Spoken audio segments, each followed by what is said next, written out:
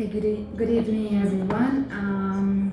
So it's a great pleasure for us, a great honor to have Professor Pistor to discuss her most recent work, The Code of Capital. We intend to be very brief here in our comments, straight to the point, but it's true that it's a great book that really raises a lot for us to think about. I will start then. My first points will be that this book brought to me two paradoxical feelings for a lawyer. The first one would be like a relief, being that it's great to have a work on how law affects the political economy by design. We had a lot of the reverse economics, how much they influence law in last years. And I see that this book, for us as lawyers, and as she, in her words, we have it as masters of the globalization. Professor Pistor links the most recent trends in academic works today, making sense of all of them together. Works on business law, on international law, governance and globalization, and the sociology of professions. My second feeling, though, was of distress. We lawyers are the masters of the conditions that we are living today. Lawyers in all their privileged positions, judges, big law firms, advisors, professors, and others. How could we?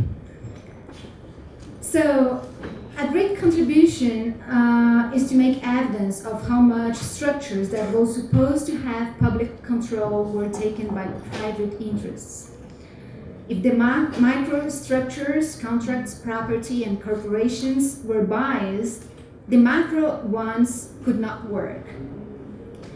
If we take the experience of the creation of, for example, international economic and governmental organizations, up to the 2000s, there was a strong belief that governance would be possible at the global level. It was just a matter of time for the enlargement of the democratic aspects of those organizations. The great example was the WTO Doha Round and its intellectual property and public health declaration.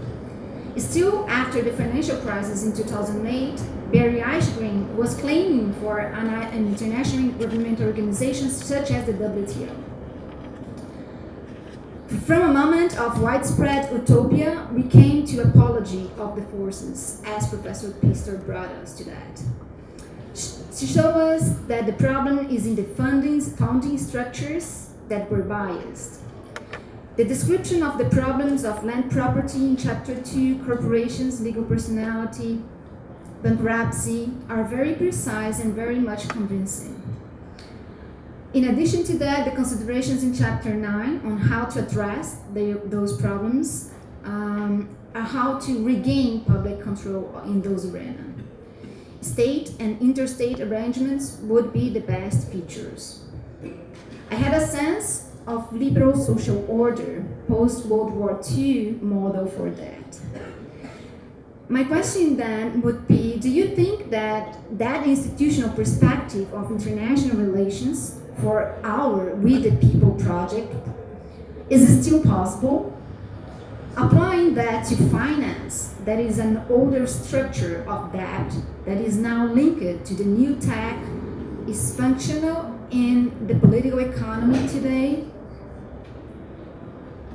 My second point to this interstate arrangements would be, does China make any difference as a non-real democratic relevant actor for your proposals?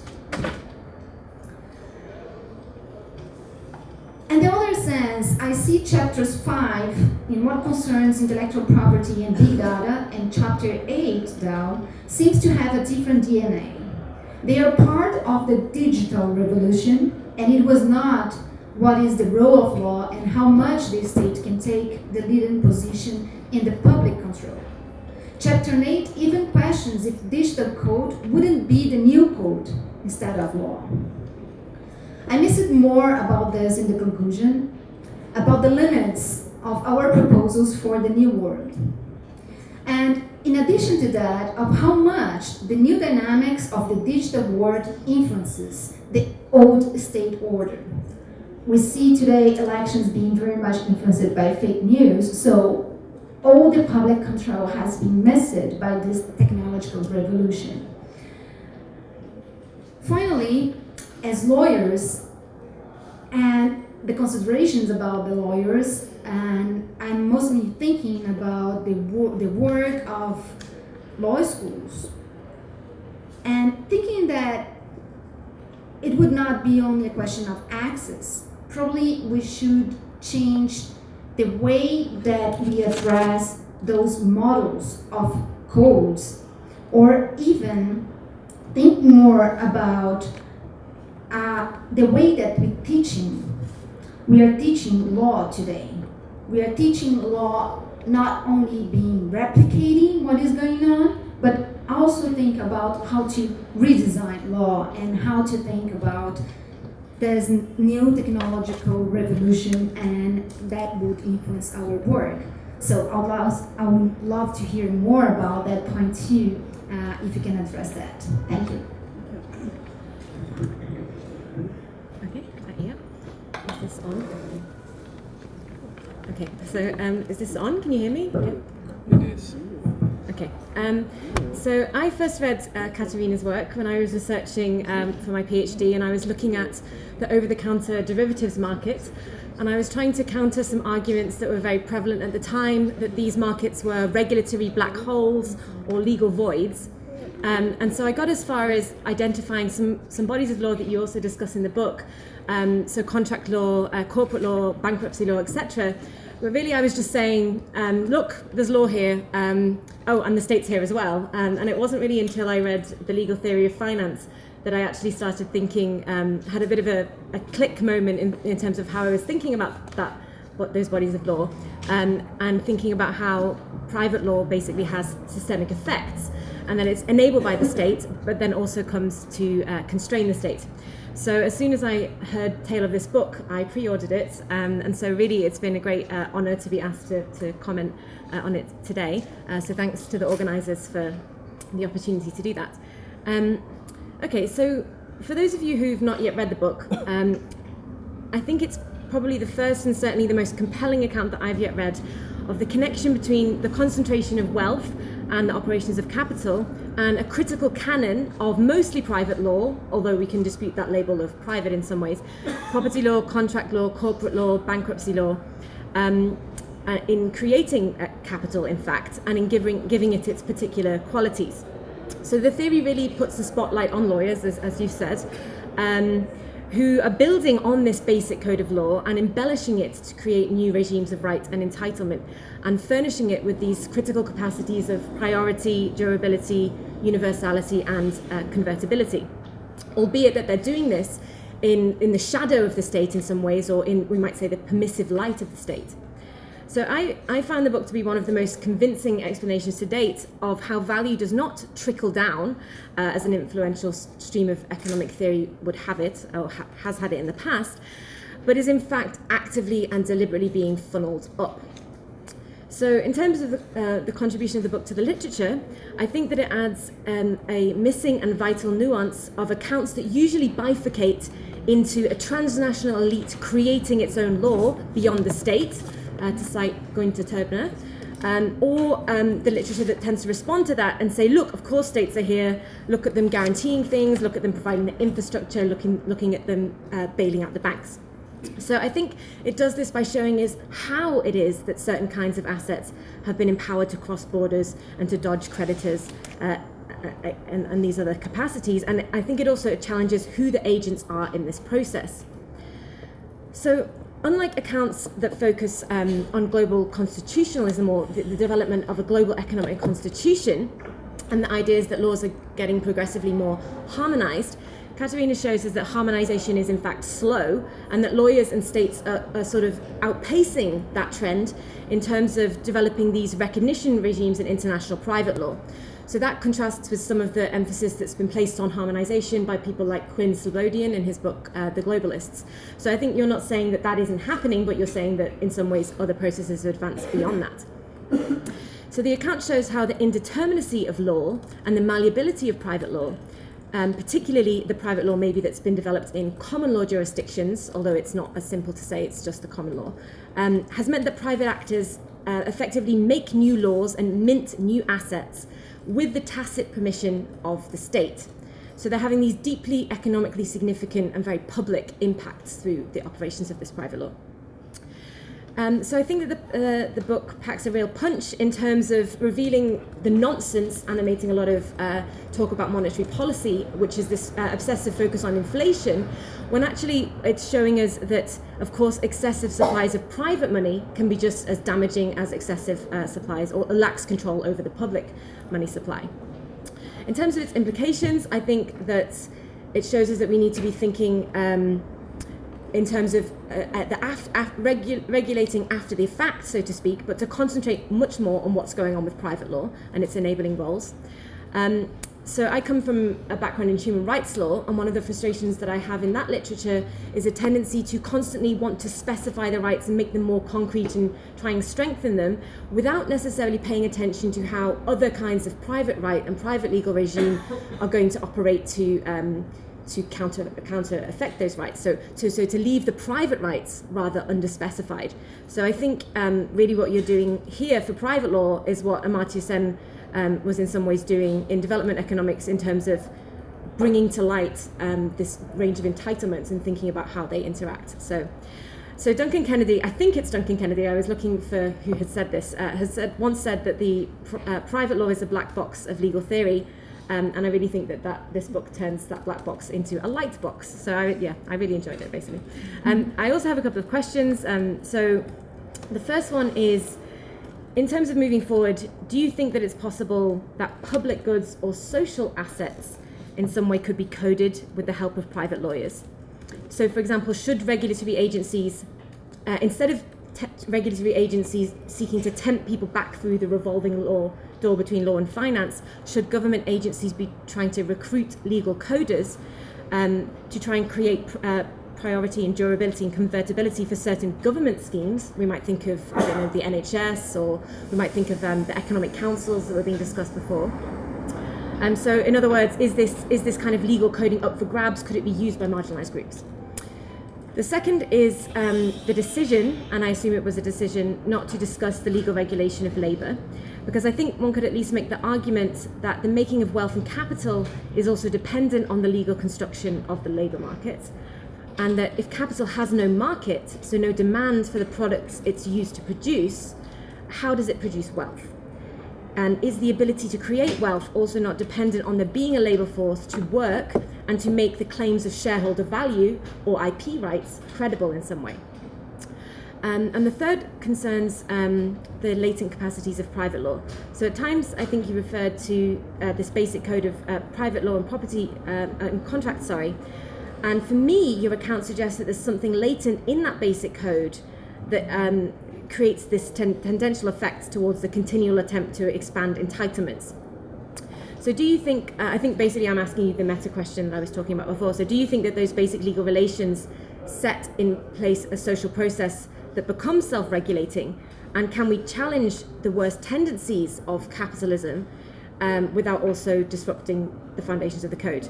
And then the final one, if I had time, which is that I found it very interesting about how a lot of these legal codes that you talked about had some origin or predecessors in Roman law.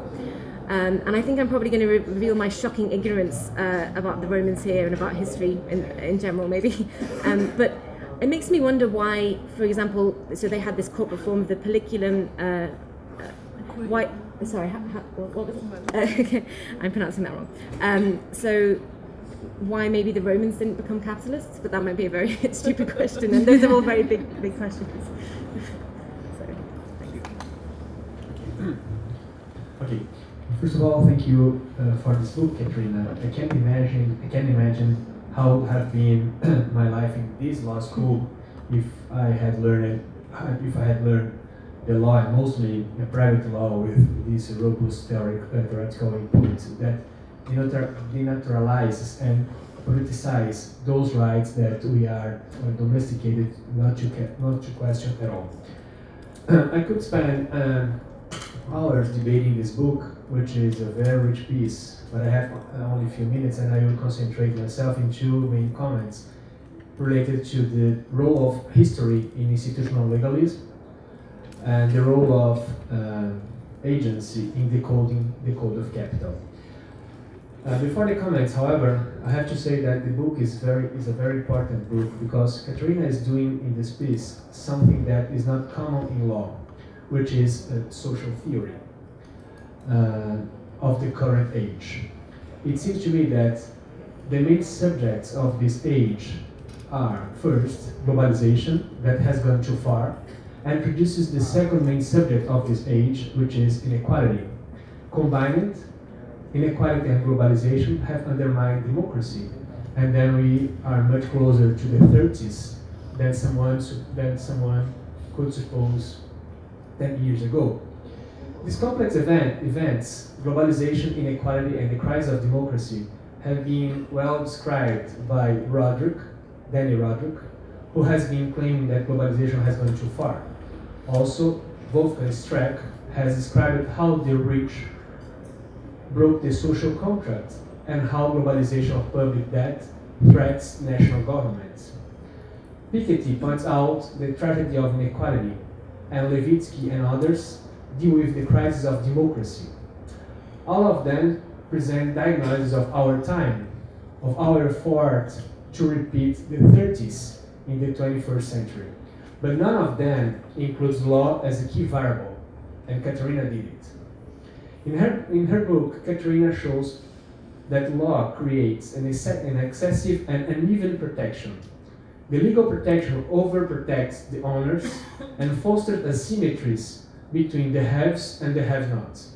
In other words, one could say that the Mark Galanter's famous questions of why the haves come out ahead, a question that is driven to procedural law, is now addressed with this view on substantive law. The haves and the haves have the law and the lawyers are the masters of code. This is social theory. Katharina is explaining how capitalism works and where inequality and democracy crisis come from, as much as Roderick, Piketty, Streeck, and others did. The difference is that law is the key variable to understand the moment.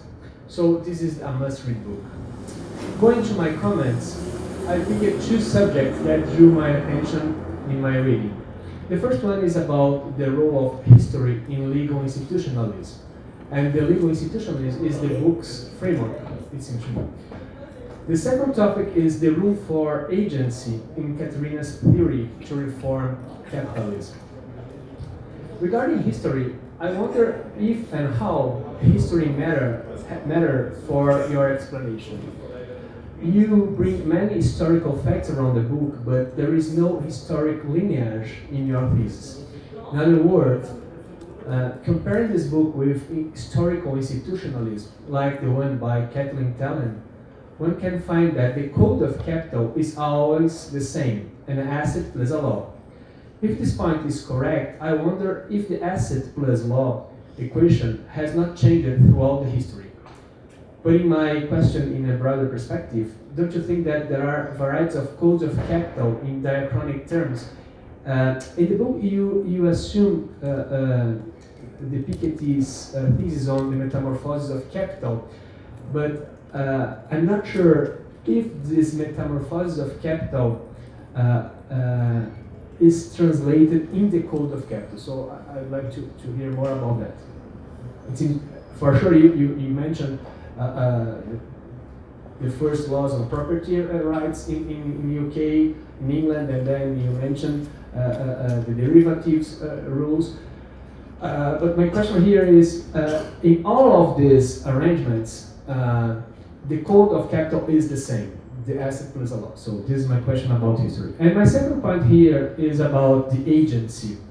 The analysis of capitalism, the other kind of social theories of capitalism, used to describe a scene in which capitalism provokes a clash between diverse interests. And because of this clash, capitalism can change. In Marx, for instance, class struggle is supposed to dismantle capitalism.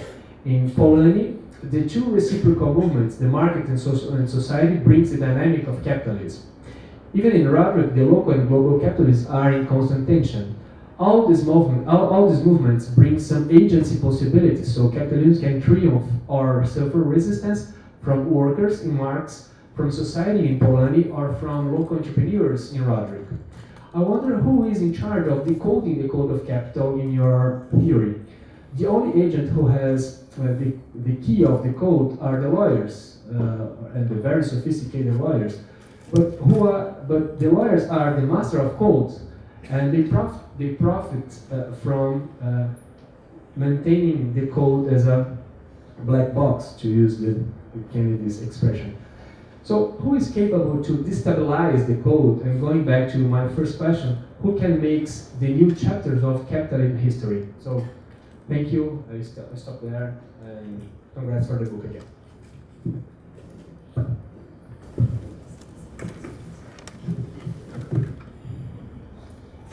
Hello. Katharina, this is a great opportunity for me. It's an honor. Thank you for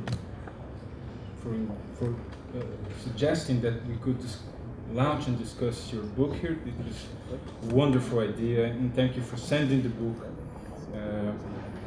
The one I bought hasn't arrived so far, so it was great that you sent us. I've been struggling to think of things that I could ask or say today, because I really enjoyed your book, and it's a wonderful thing to read. I think it dialogues with at least two groundbreaking books that I've read recently, Piketty's Capital in the 21st Century and Hodgson's Conceptualizing Capitalism. And I think that what you did here is a great thing, considering that you have been thinking of legal institutionalism, and you gave a lot of food for thought for yourself when you wrote this. And I think this is really a great contribution. Not to repeat or not to take too long, but I think I have two things that I would like to say. I'm not entirely sure if I really got this right, but for the sake of discussion, let me ask you something about the role of the state here. I perfectly understand that you're talking about private law. I'm very clear that you always mention the very important fact that the state backs and enforces the law. But I ask myself whether the state does something else that your book doesn't talk much about. After all, in my reading, Katharina, I sometimes have the impression that it should be more clear to the reader that the state codes the law before law codes assets, and turns assets into wealth. After all, the state is the entity, is the most important institution that creates the modules, which are also institutions, which are also coded by law, if I didn't get it wrong. So I was a bit confused about the difference between assets and modules, because I think that modules are also coded by law, they are also law creations, and I think that you will agree with this, but I didn't understand quite the difference between the modules that law uses or employs to code assets and the thing that law does to the assets as separate things.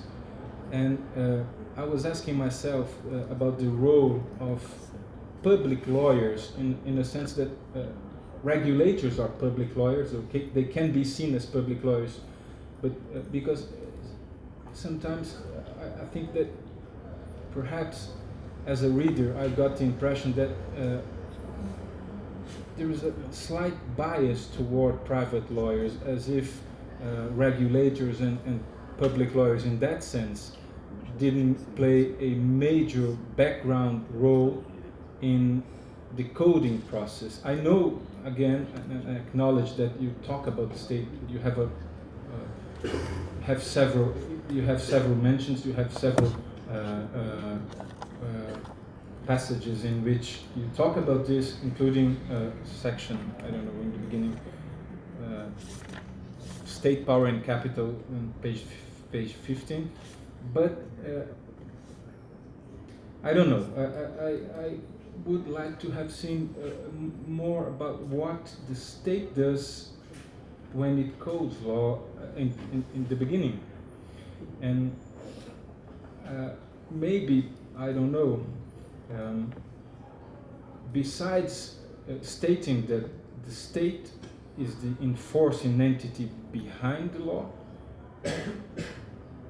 perhaps you could, I don't know, again, please answer that question if you disagree very openly, but I think that it's not enough to say that the state is just the last or last instance enforcer of law, because the state itself directly or indirectly shapes the market and shapes the law itself.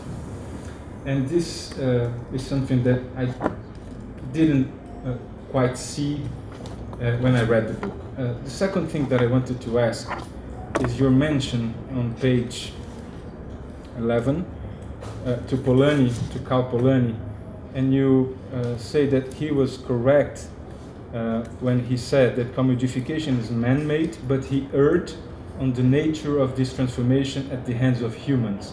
Not a physical production process, but legal coding is key. I didn't understand here if you are implying that Polanyi said that commodification is a physical production, and I think he didn't. I don't know if I misunderstood this, but I think that what he said is that law, laissez-faire, in the context of the double movement,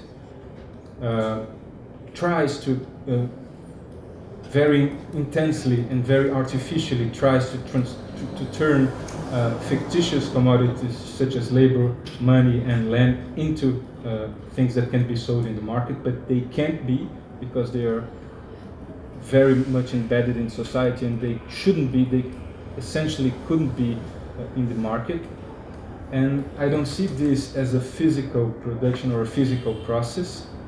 I see this as the law trying to force fictitious commodities into the market where they don't fit quite well, and that's why society reacts in the double movement, and that's why the fabric of society counter-reacts, and that's how things usually get messy, because when society does that, it does in an unplanned way, and that shakes and creates confusion in the process, in the historical process.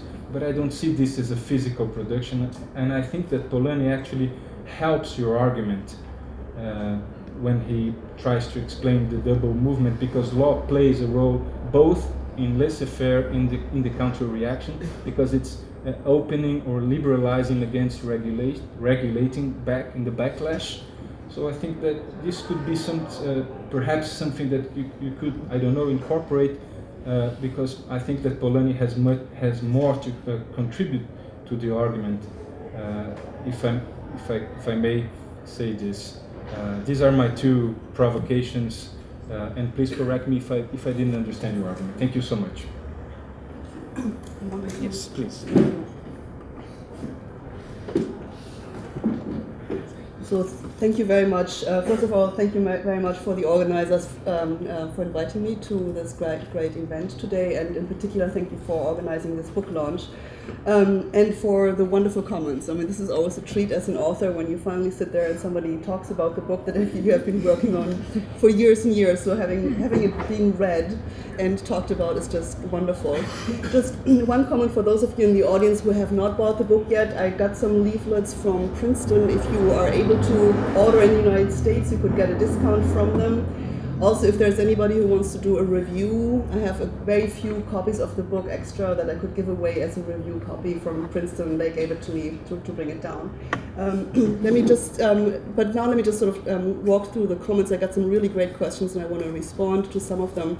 I will mostly focus on the questions, but perhaps before I go there, I'm not sure how many of you have read the book, so let me just say a few words what the core ideas of the book are. So I'm basically saying capital is coded in law. Give me any asset, idea, or claim, an ordinary asset such a piece of land, or just a promise of payment, or just an idea that I have that I want to invent something. That's just something, that's what I call an ordinary asset.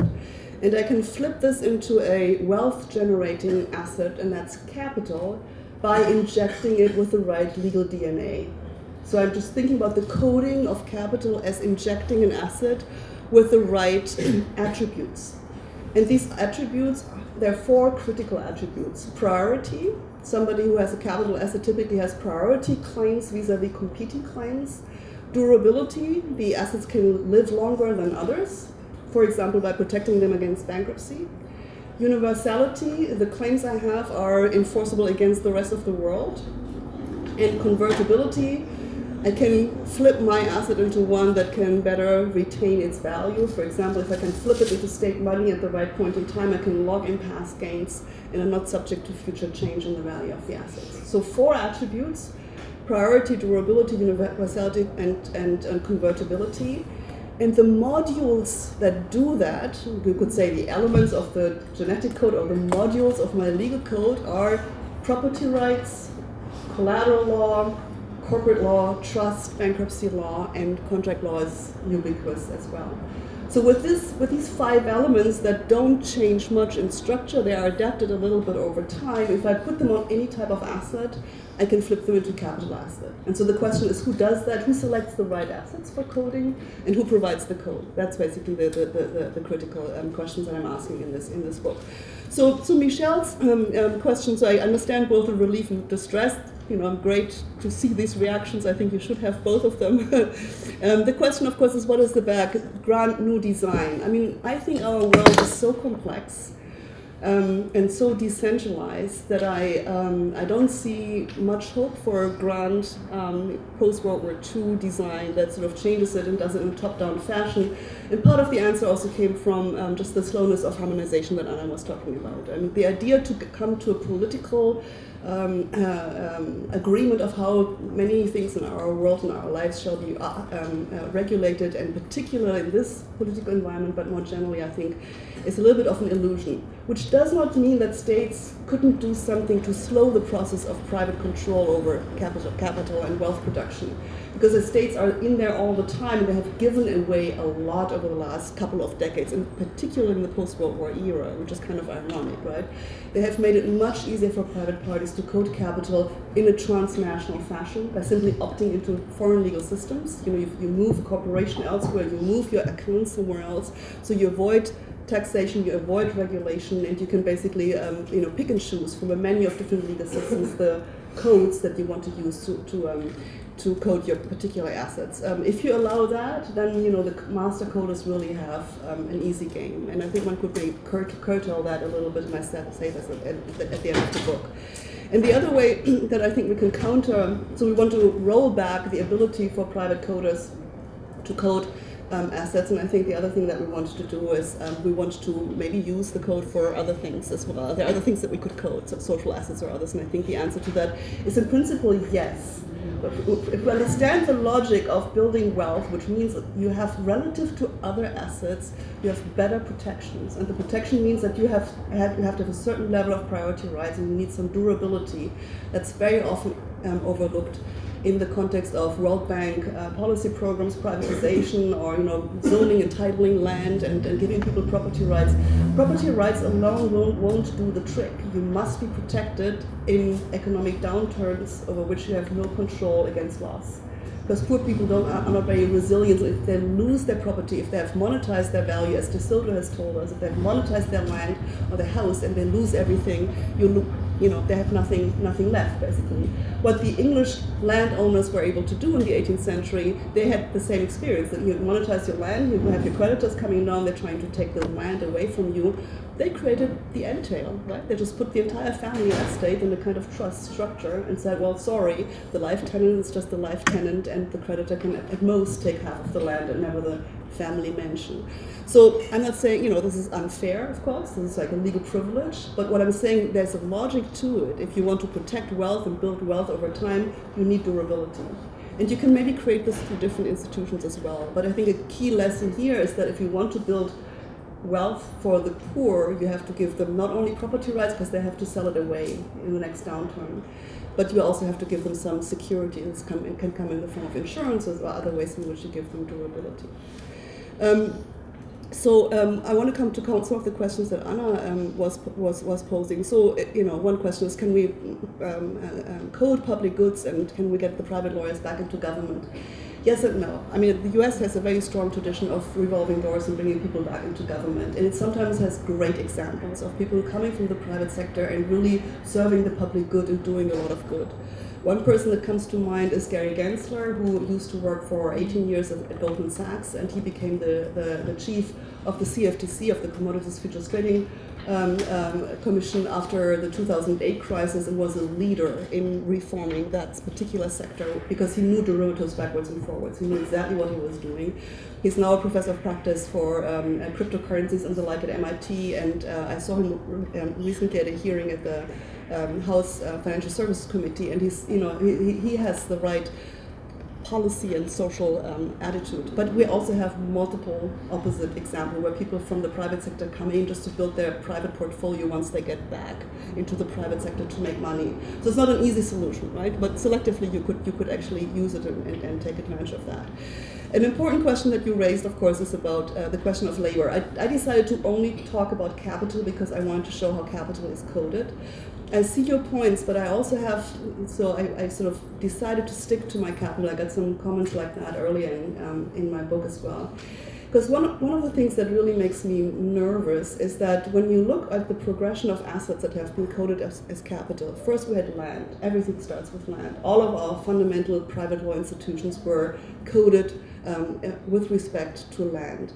That's still an asset that we can use without flipping it into a capital asset, right? You can still grow crops, and you can go and harvest some fruit from the land. It's a real type of asset, right? But then you move from there to debts and firms, and then you move to intellectual property rights and finance. They become intangible, and the assets that we're coding as capital are themselves a product of the law.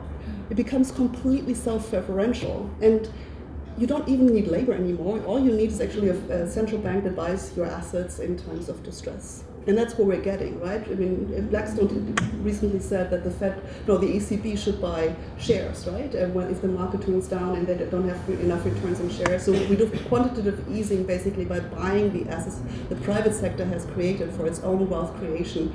And so you're extracting surplus, not from labor, but you're extracting surplus, yes, from our collective, but through a different mechanism. The mechanism is runs through the central bank. So it's not even this dichotomy anymore between here's labor and here's capitalist. It's a new kind of setting, and I think that has been building over the centuries, and I just wanted to show that it might have been more explicit about this. Why did the Romans not become capitalists? Well, I think it's a good question. They had some elements of legal forms that we knew already. They had absolute property rights over land. For the Romans, they had the pecunium that I mentioned in the book. What they did not have, they had the corporate form, but they used the corporate form only for public projects, for foundations, not for business yet.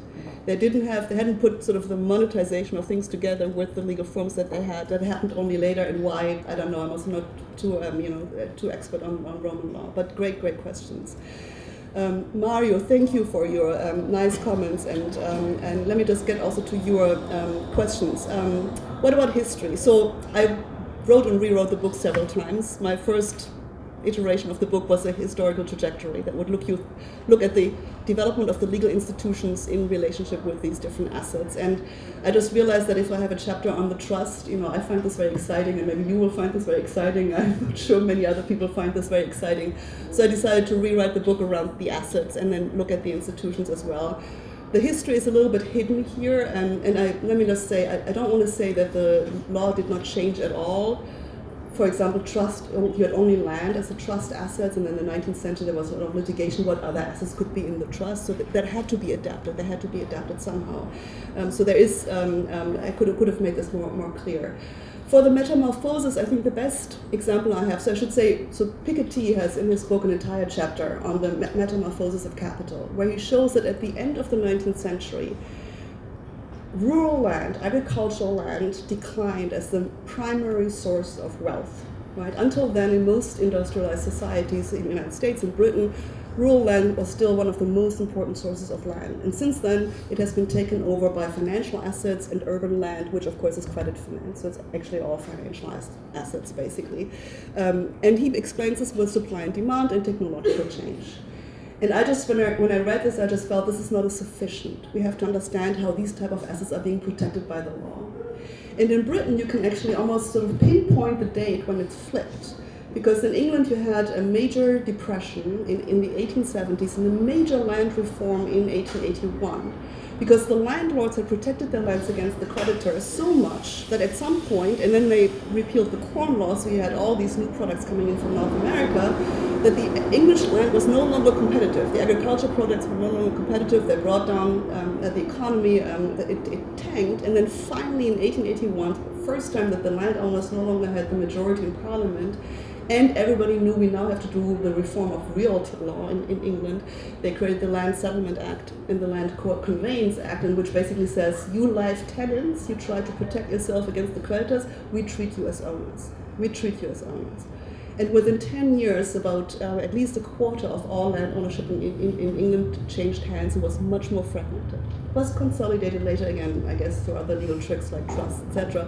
But there was a major reallocation of land at that time. So you could actually pinpoint, I think, the legal reform exactly with the metamorphosis of capital. Land went down, and the question is then what came up? And I think what came up already happened in part throughout the 19th century when, stock companies and of course new financial instruments came up, and they used the very same institutions. So the fact that all of a sudden corporate shares and other financial instruments could be trust assets created the foundation for this metamorphosis. Agency, yeah. So I think I in part answered this already because I think who's in charge. I really think that there is quasi-autonomous process underway. I don't want to make it completely autonomous, but the coding of assets that are products of the law and then can be coded through law as privileged assets, as capital assets again, does not require any kind of bargain with anybody else. It only requires the direct or indirect backing of the state, and that's Diogo's question as well. So I come back to that in a second. So I don't think I don't have this kind of class struggle, because the beauty of coding capital is that you can actually do this without struggling, right? I say sometimes at some point in the book, all you need to do is you don't have to storm the Bastille. All you have to do is put your lawyers at the right intersections in the city and make sure that the green light is always on when you have to pass the crossing, right? And that's basically what we have done. So let me maybe go to Diogo's questions. First about Polanyi, I think we could have a longer conversation on that. I agree with you about the double movement. I think there are points in Polanyi's Great Transformation where he says like land and labor and money can't be assets because they're not human made, right? And they shouldn't be commodities or can't be commodities because they're not human made. That's the point that I'm talking about. Of course, he says they have been commodified, and he critiques that they have been commodified, and that's why I'm with him.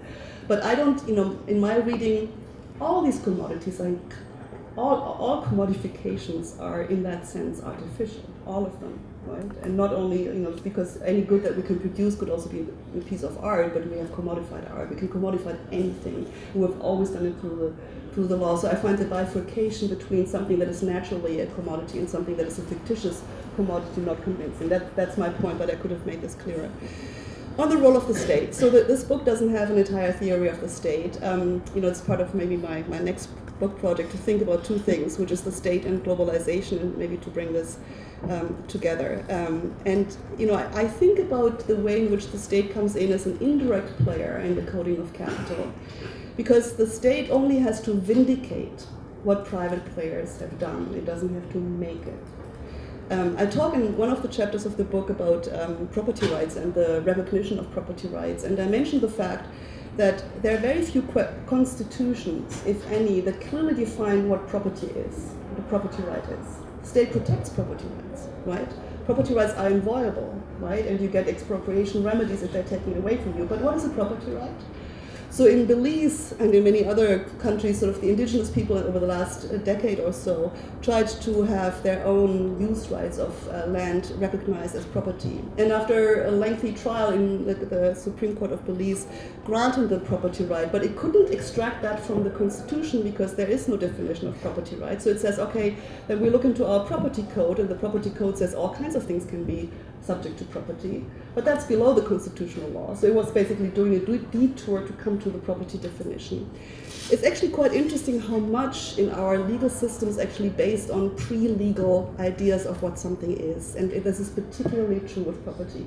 We have basically accepted the feudal notions of property and incorporated them into our modern constitutions. And I think that's the very heart of the tension that I'm talking about in the book, because we're recognizing that if somebody creates a new property right by basically saying this is similar enough to land as property, then that's property too. And then all you have to do is really convince the court that this is the case. So unless the state says, no, this is not property, and we deny that, this is how legal evolution works, particularly in common law countries, but also to some extent, I would say, also in civil law countries, although I think there's less room for maneuver on this particular. So it's true that the state, basically, when the state says what is a contract, and I will enforce only something that is defined as a contract, and but it doesn't say really what is a property right. There's density, huge case law, of course, what might be one, but I think what lawyers have learned to do is sort of to understand how you can use analogy and the incompleteness of law, incompleteness of contracts to create new, to mint new types of property rights. And that finally brings me to the question about what is the role of regulation, and doesn't the state also, so can't the state also impose regulation? Of course it can, and it has always done so, and I think it has always been able to slow the process of private coding of capital a little bit.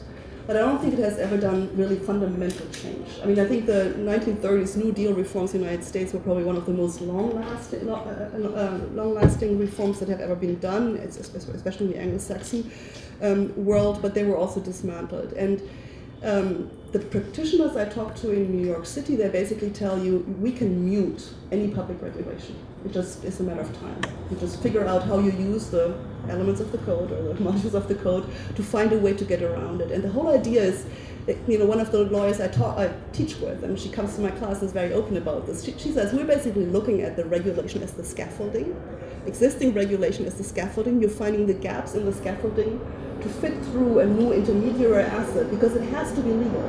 If it's not legal, it doesn't work, because we can sell it only, and we can market it only if it is enforceable in principle. So you have to make the case of enforceability. So you have to fit something through the scaffolding, and if that works, then you're done, then it gets through. And I think you also have a major first mover advantage, which I discuss in the book. So if you're first and you do it, well, maybe a court will strike it down in 5 years or 10 years. There's a lot of money to be made in the meantime. So we can live with that, with that too. And then on top of that, the lawyers, of course, talk endlessly with the regulators about what they can do or not, and get sort of no action letters and informal, no, we won't go after you if you do it in this particular way. So it's a lot of wiggle room for them. So I think, the state is there, is very present, but it's present in a much more diffuse way than in, it's not a single actor. We know this, of course, from political theory, but it's also interacting with the coders of capital and with the capitalists themselves in indirect ways that facilitate the process of private bottom-up coding. So let me just stop here. Maybe if there are any other questions, we can go there. Can I have? Yes. A very quick question. How do you feel as a professor of the Masters of Code? Yeah, I get that question a lot. I mean, the best email I got over the summer after the book came out was that one of my students who says, "Can we please do a reading group about your book?" And I thought that was great. I'm teaching the way I think, so I don't think my students find this completely new. I'm teaching with lawyers who do this stuff. I'm teaching with a lawyer who's done securitization for 35 years, and she says, no, the associates in her firm don't think that they're coding capital. So, how do I think about this? I do teach corporate law, so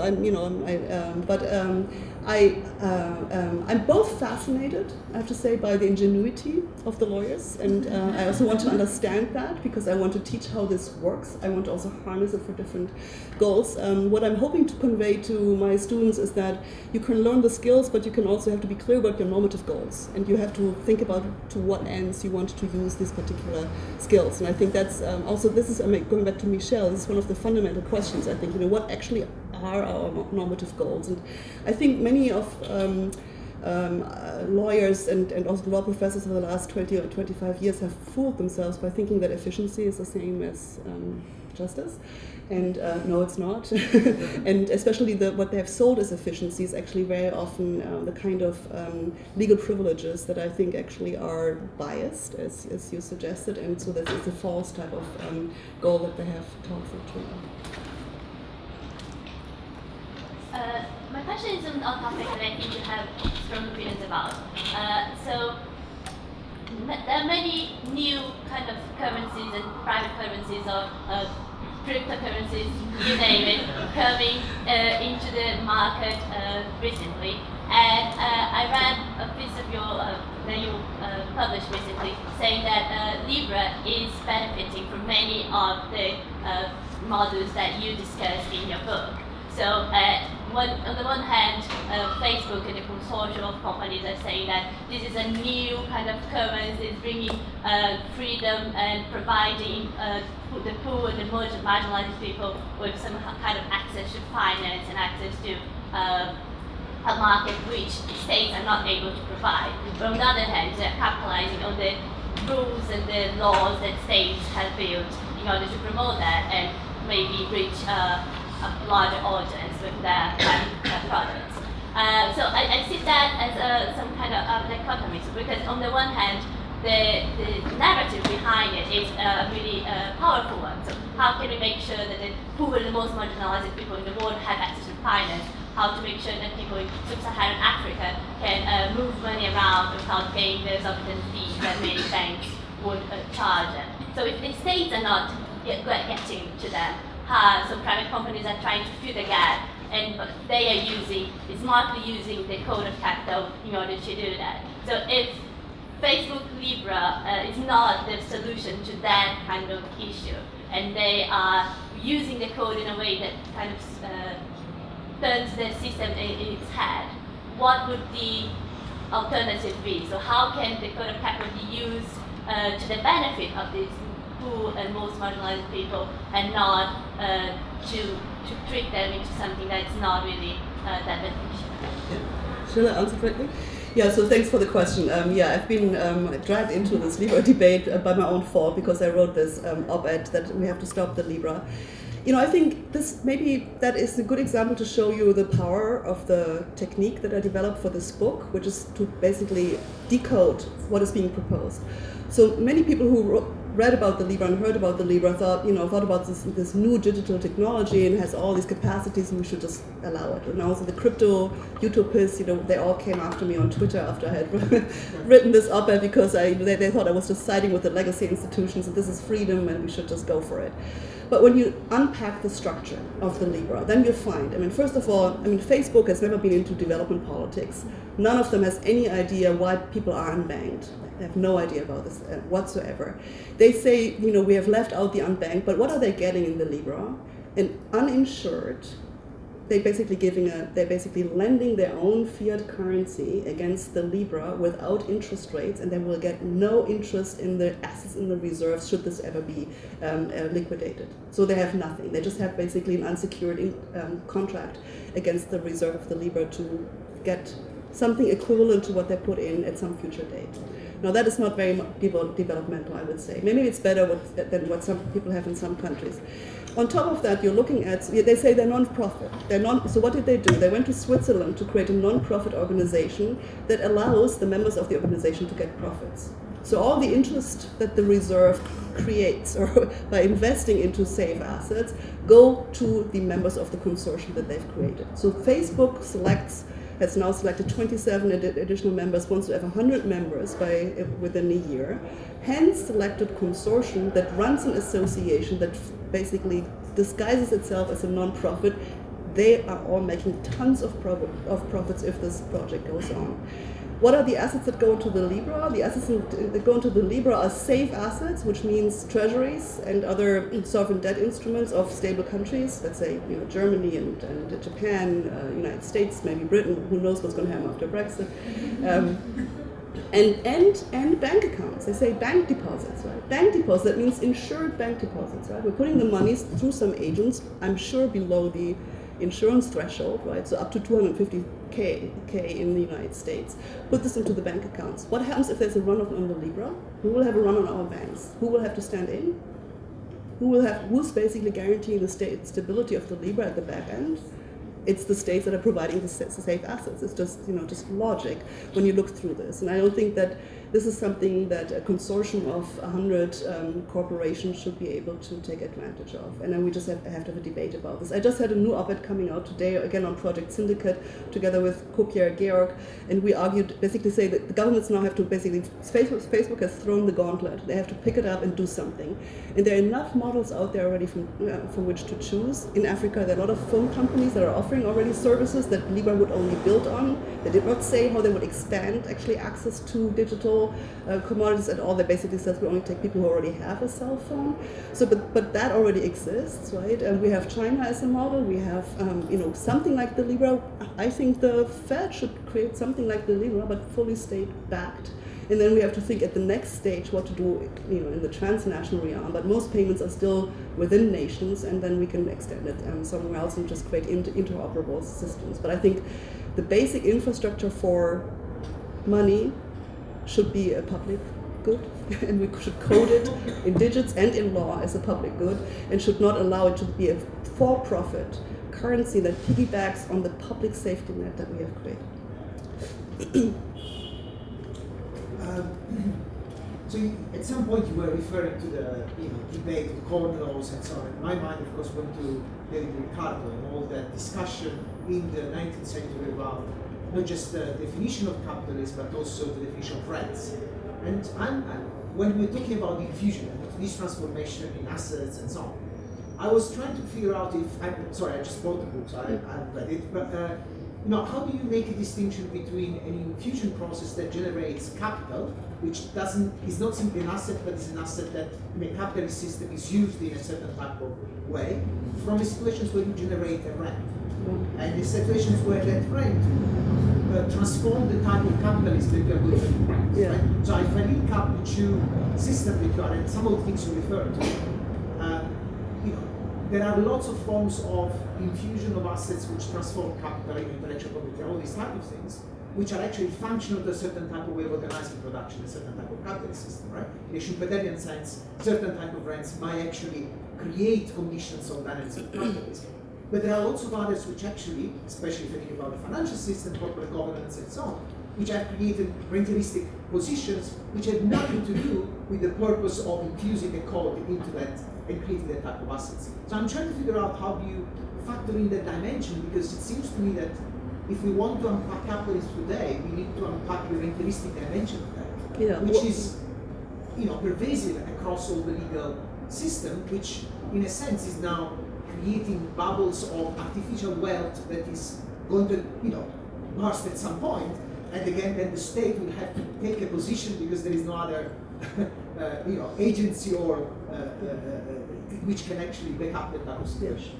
So I think the line drawing between what is capital in a more real value thing and what is rent has always been difficult. Right? It's always been difficult. But I think, and I also agree with you that to date the rent seeking has become so pervasive that actually it's very difficult to draw it anymore. And I think it's really we are in a rentier society if we have not always been in there. So I'm not, I'm not sure I could pinpoint a date or sort of a time when it has shifted. But I think as we have moved into capitalism that is built on assets that themselves are creatures of the law. And I think that includes also intellectual property rights. We're always making this argument about, the innovation, we have to protect the innovators.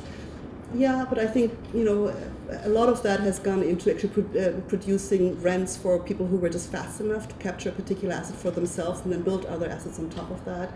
I discuss in my book how basically patents are nowadays used to create a monopoly over a data set, and then you use the data trade secrecy law and other legal mechanisms to protect the data. Again, so you have an extension of the original patent for another couple of decades. So I think there's of course always the temptation, once you have this privilege, you don't want to lose it again. You get a patent for 15 years or 17 years or something like that. So once you have it, you will find ways of just renewing it, but just changing just a little bit of the substance, and then you get another patent, right? So the temptation of flipping this into something that's really pure rent-seeking has always been there, and I think it's and I think increasingly this has become the norm. So I would say the last 50 years clearly have shifted into that type of mode. 30, 40 years for sure. Yeah. Who's yeah? Oh yeah. Yeah, go ahead. This is really fascinating. I haven't read the book, but in this brief discussion, maybe I want to read it ASAP. So, apart from that, I'm just curious, Katharina. So, apart from you, the author, who are your intellectual, role models, or where are you coming from? I teach public law, so but I was a little bit exposed to these private law critiques at Harvard, and but are there any heroes, models that you write, or just you? It's never just you, right? You always are standing on the shoulders of giants that came before you. But I have to say that I think in the current academic environment in which I am, there are not many people with whom I directly interact in private law departments of my own school or others. I've basically maybe since the financial crisis basically said I have to rethink myself, and so how I came to the legal theory of finance was basically to stop listening to everybody else and sit down and create my own research groups, but always collaboratively, always work with other people, but basically got people from sociology and from economics and from political science and other lawyers in the room, and just started to rethink things together. So it's basically asking questions, rethinking issues, and I had the great benefit of getting a research award from Germany that allowed me over the last 10 years to just organize workshops and get people into the room with whom I could talk and do interesting stuff. So I think I've created communities. They're not sort of heroes that I would draw on, but communities in which we could have these kind of discussions that allowed me to form my own thinking. And I've also been really rewarded by them then going out and writing their own books and writing their own articles and basically pushing the agenda. I think that has helped a lot. Yeah, go ahead. Yes. Thank you for your presentation. Through a lot of parts of the book, you mentioned how the masters of the code take advantage of arbitration as a very good and efficient forum for solving rule on their claims when comparing to judicial courts, where individuals and communities bring them their claims, right? And I think in chapter 9 you bring some sort of normative rule to say that law should improve judicial courts as a proper and more efficient system for individuals and communities. But at the same time, the masters are backlashing against it, avoiding the rebalancing of adjudication mechanisms. How do you think that could be practically possible? People in business and human rights are trying to improve the judicial courts for that. Do you think arbitration is somehow a possible forum for that? How equal adjudication could be if we just improve judicial courts and still keep arbitration for the masters of the code? No, I do say in the book that I think we have to roll back arbitration. I mean, the U.S. Supreme Court is on a different route right now, so I have to convince them first. So, but I think nothing against arbitration, but I think what has happened in principle, but we also have to think when it works and when it doesn't work. And I think its extension into employee relationships and also consumer relationships is a real problem. And even basically the commitment to say we enforce anything that comes down from arbitral ruling, no matter what it is, unless it violates public policy and the threshold for that is very, very high, basically leases the state's coercive powers to an arbitral tribunal that is an ad hoc tribunal put together by the two parties of the dispute. So we're basically, if you think again, what is the state, what is state power? The state power is basically up for sale, up for grabs, for those who can avail themselves of an arbitral tribunal and then basically get the coercive law enforcement, the courts just become executioners of a private arbitral tribunals. I find this deeply, deeply problematic, and I think we should, in the end, this entire coding of capital is built on the enforceability. It's built on trying to avail themselves of the monopoly of the coercive powers of the state for private purposes. That's the very core of it. And if we allow this to go on forever, then of course they can do whatever they want to do. So I think we have to basically curtail this and roll it back a little bit. So yes, if we just try to reform the courts and do nothing about arbitration, it doesn't work. But there's also an interaction between this. So when I talk to the private petitioners, they say, well, oh God, never have a court come down with a ruling. That's the last thing they want. Very ironic, particularly in the common law system now, because if there's a precedent that goes the wrong way against a master agreement like ISDA or some contract that has been used a million times, that is really horrible, right? And they don't trust the courts because they think the courts don't know anything, because the courts have been excluded from this kind of dispute resolution for decades already, which means that they have no expertise. So the longer that the courts are excluded from this, the less expertise they have, right? And the more of the argument, of course, bites, they have no clue what's going on. So let's go to private arbitration. In private arbitration, you just have another lawyer from another law firm sitting there and creating the ruling, and then the courts say, oh yes, we enforce whatever is out there. I think that's problematic. It does two things to our legal system. First of all, it just, the courts become executioners, and the second, the whole idea of having courts as a public forum where we make information available for everybody to debate and contest is out of the window, because most of these decisions, as you know, are not being published. So I think that is problematic. The other thing that's happening as well is that private attorneys, when they litigate, they sometimes do litigate, but they litigate only to the point where they get basically a thumbs up, a thumbs down from the court, and then they privately settle, because they don't want to have the final ruling by a court. When you read some of the legal opinions that law firms write for their clients about certain issues, the legal citations that are in these legal opinions are sometimes 10 years old. So the direct link to something that has actually been vindicated by the state, the threat is getting thinner and thinner.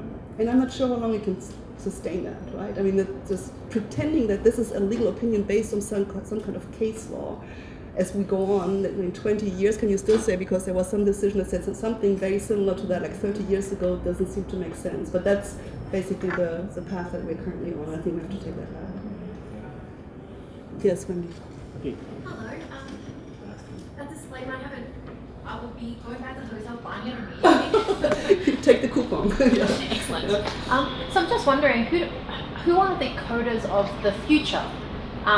With the rise of artificial intelligence, algorithms, use of blockchains to kind of do, I don't know what any of this actually means, but I know that we talk about it a lot in competition law and the way in which it transforms markets, etc. So are these type of things going to be the coders of the future? And not to say that lawyers' roles become redundant, but then the scope for it to operate just becomes a lot smaller. Yeah. And so also, does this mean that we have to teach law to the computer coders?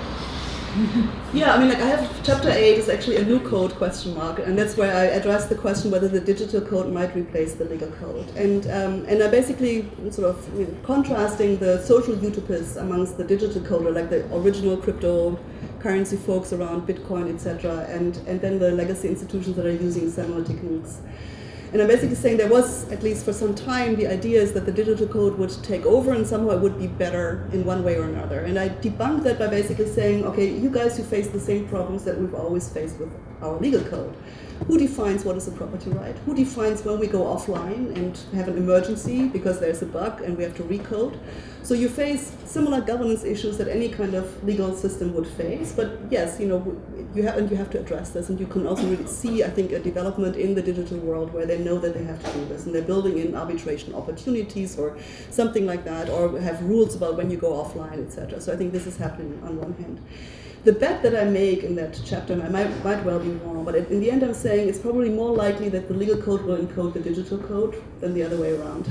So because I think the legacy institutions, the big banks and others, are using, of course, the digital technology as well for their own purposes. And currently they have the upper hands and they have the better lawyers, and the best lawyers, of course, now are learning how they combine in the best ways the legal code with the digital code. So what are the limits but also the opportunities of the digital code, and how could they combine this with whatever the legal code has to offer? That would be my bet right now. I might be proven wrong, I don't know, 20 years or even 10 years from now. The things are moving so fast, I don't know. But it's something I thought I had to address, and so I try to do this within my own limitations, because I'm not a digital coder at all. Okay, thank you, Katharina. Thank you all. Thank you again. Yeah. Well, we are gonna restart tomorrow at 9. But tomorrow, remember, the event will be at FGV Law School at Rua Rocha 233. So we are delighted to see you there tomorrow. Okay? Thank you again. Thank you.